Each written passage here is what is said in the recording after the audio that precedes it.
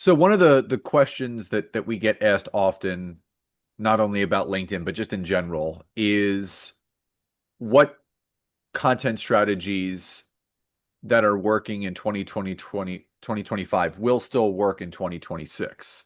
Now, what I will say is that business now more than ever is a revolving door of new strategies.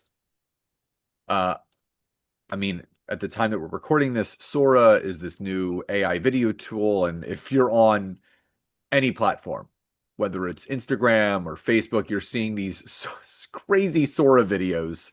Like, it's just content is out of control right now. Like, it's the wild, wild west. But what I'll say is that's why LinkedIn is so special because LinkedIn continues to separate themselves from all the other platforms. So, in today's training, in today's episode, we are going to be going over our top 8 LinkedIn content strategies that are working today and will work in this upcoming year. Now, before we dive into today's episode and today's training, we're happy to announce that we have now opened the waitlist for our LinkedIn Content AI community. It is called the Expert Content Society. It is a private community membership for coaches, consultants, and service professionals who want to show up more consistently on LinkedIn with their content.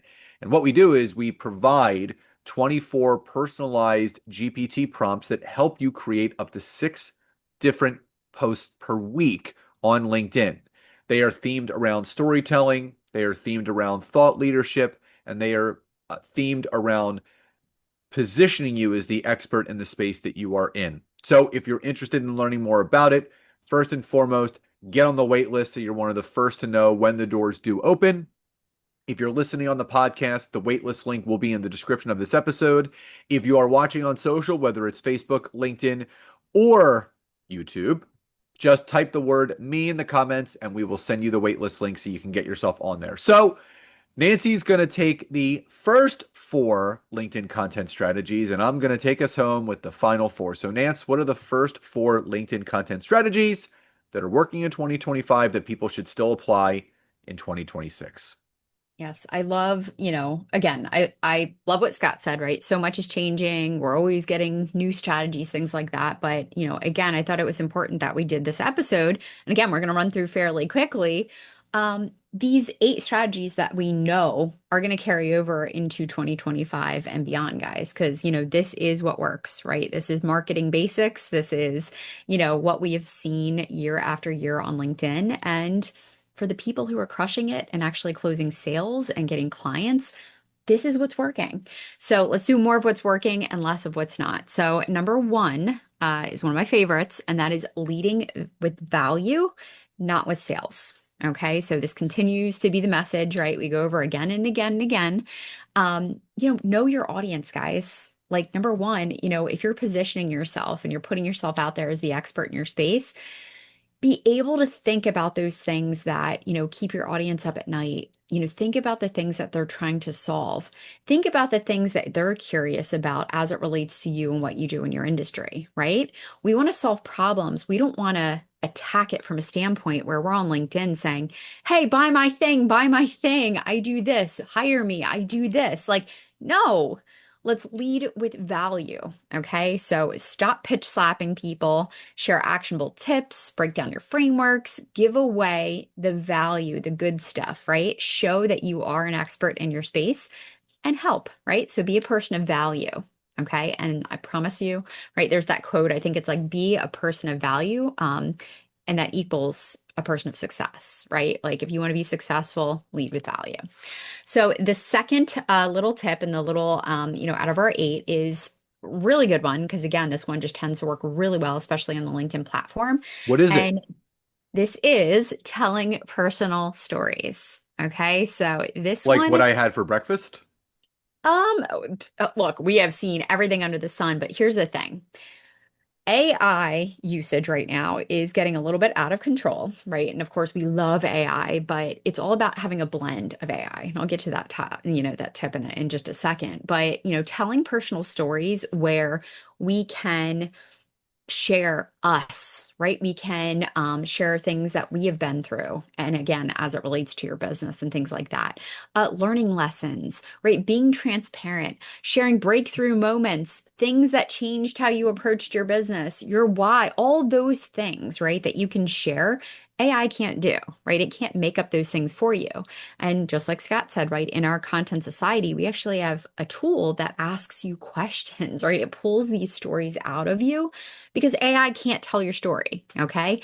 And the reason why personal stories work so well is it gives people the opportunity to build familiarity. Okay. And if for anyone who's in sales or knows, what it's like connecting with the leads and taking a cold lead and warming them up and, whatever, XYZ, your number one goal, in fact, many times with content on LinkedIn and other platforms is to build that know, like, and trust. Right? When people can trust the stuff that you're telling them, when they know that you are someone they can relate to, again, it creates that trust. And people need that more than ever. Okay. When you share authentic stories, again, it leads people into that connection and connections turn into clients. Okay. You get the point. All right. So, number three is use AI powered prompts, but make it human. So just like what I said is this can be done tactfully. And again, we can use AI to help, really kind of brainstorm ideas, structure your thoughts. It can really help, right, if you got a little bit of that writer's block. But the sweet spot, right, is using AI and a mix of you and your experience and your perspective and your stories. So use AI as your research assistant, not your ghostwriter, right? Okay. So again, make sure to share your unique insights, your stories, could be client experiences, hot takes on industry trends. Put your thoughts into your content. And then number four, before we let Scott go through the rest of the four, is consistency over perfection. I hear it all the time from people. Oh, I'll start posting on LinkedIn when I, have more time to, edit my videos, or I will, post on LinkedIn as soon as I feel a little bit more comfortable. Your audience doesn't need you to be perfect. Plain and simple, they just need you to be present. They need you to show up consistently, share insights, and add value to their feed. And again, that is how you layer on that personal brand building, that thought leadership, and that is what leads to sales. So, Scott, you want to take the other four? Yeah, so number five is engage in the comments. And we've talked about this before, but between Q2 and Q3 of this year, LinkedIn reported that engagement, meaning people engaging in the comments, is up about 35% Q2 to Q3, which is a huge jump. So I've talked about this in previous episodes that when you start writing really good content, you're going to have people organically commenting within your content. And this is what you want. You want to engage in the comments. And I have a simple strategy. It's called engage, acknowledge, ask.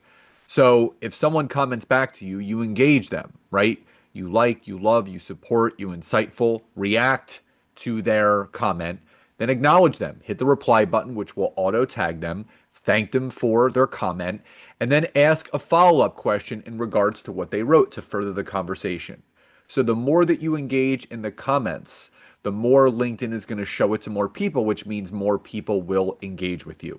Number six is leverage visuals. What I have found, and I test everything. And for me, I always have the option to do a text only post that is educational and information based and storytelling. Or I can do the same kind of post, but attach a picture of myself and Nancy to it since we are the business, we are the brand. And this is a little bit different because we are a husband and wife that runs multiple companies together. So a lot of my content is not I, it's we. So if you notice a lot of my storytelling, it's done from the perspective of us, myself and Nancy. So what I have seen through creating content on LinkedIn is that if you add a personal branded photo of yourself, it could be a selfie, it could be from a photo shoot, putting a face to the written content is going to elevate your visibility and your reach on LinkedIn through your content. And do this test. Do a week or 2 weeks of just doing your posts without an image, and the second 2 weeks of that month, add an image to it and see what performs better. And I can promise you the imagery will always outperform just the written content. Number seven, ask questions and run polls. So those kind of overlap into each other. Nancy and I are big believers in market research. So if you're really looking to take the pulse of what your ideal audience on LinkedIn is struggling with, you don't have to guess. You could just ask. And that's why LinkedIn has a poll feature by hitting start a post, clicking the little plus sign on the bottom left, which gives you advanced templates to use. And I think, second or third to last is a little bar graph, which is a poll. And this is where you can ask your audience a question. Once a week, you should be polling your audience. You should be asking them a very simple question. So, to give you an example, I asked my audience today, at the time that we're recording this, do you always use the 100 invite credit limit to send out your connection request each week on LinkedIn? Yes, no, other comment below. And in about an hour and a half, it's already gotten about 30 votes and there's about 4 comments. And someone even wrote, "Oh, I was only sending 70. I'm going to up that to the 100 limit that we're given." So just that response rate there, plus seeing the early analytics that 80% are not, is telling me that people are leaving opportunity on the table. So when you ask questions, you get answers, and it's going to help you further your content by delivering exactly what you want, what your audience wants to hear. Now, eighth and final is include a clear call to action in everything that you do. So to give you an example, if I was doing a image text post, my call to action would be, what was your biggest takeaway from this post? Drop it in the comments below. So my call to action in that post is to get conversation going in that poll or in that post. If I was doing a poll, my call to action would be there would be my poll question, but there would also be a description text to go along with it. And I would reiterate the question like, are you sending your 100 connection requests per week? Let me know by casting your vote in the poll below. So directing them to take that action. When I'm doing my LinkedIn newsletters, I'm always giving a free resource at the end of that newsletter. Are you struggling with your LinkedIn content? You want some free template and resources? Click here to download our 3 high impact post templates for LinkedIn content. If I'm doing a video, there's also a call to action. Like in today's video, if you type the word me in the comments, we will send you the link to get on our wait list for our private community, the Expert Content Society. So there's always a clear call to action. If you want a specified result from what you're doing, you have to let people know what that clear call to action is. Do you want more emails? Do you want people to comment more? Do you want them to download something? Do you want them to get on a wait list? Direct people what you want them to do. So, as we close out today's episode, as a reminder, the call to action from today's episode and today's training is to get on the Expert Content Society waitlist. If you're struggling with your LinkedIn content, you would like an easy, simple process, plus the support of a community and advanced LinkedIn trainings in order to do so, to show up on LinkedIn with amazing, amazing content with the use of personalized and privatized ChatGPT prompts.